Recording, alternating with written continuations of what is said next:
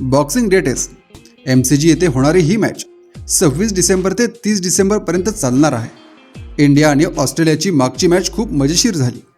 आकाशदीप आणि बुमराने फॉलोऑन टाळून match draw केली, अन्यथा पराभवाची कहाणी लिहिली गेली होती।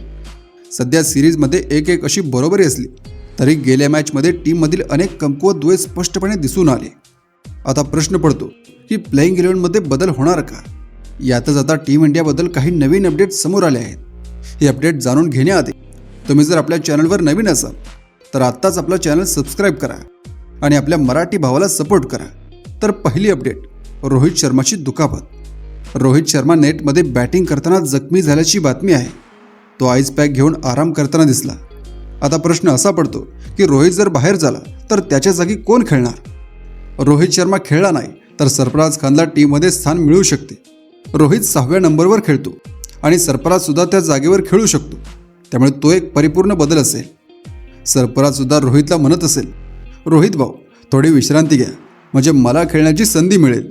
मी हे सिद्ध करेन की मला फक्त टीममध्ये पाणी आणण्यासाठी आणले नाही। गेल्या मॅचमध्ये जडेजाची बॉलिंग खूप खराब होती।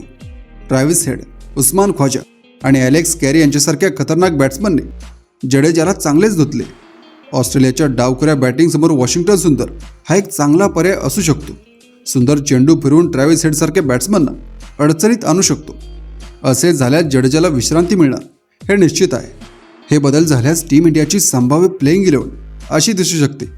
यशस्वी जयस्वाल, KL राहुल, शुभमन गिल, विराट कोहली, ऋषभ पंत, रोहित शर्मा किंवा सरफराज खान, रवींद्र जडेजा किंवा वॉशिंग्टन सुंदर, नितीश रेड्डी, जसप्रीत बुमराह, मोहम्मद सिराज, आकाशदीप। तर तुमचे मत काय आहे? सरफराज खानला संधी मिळावी का? वॉशिंग्टन सुंदरला टीममध्ये आणणे योग्य ठरेल का?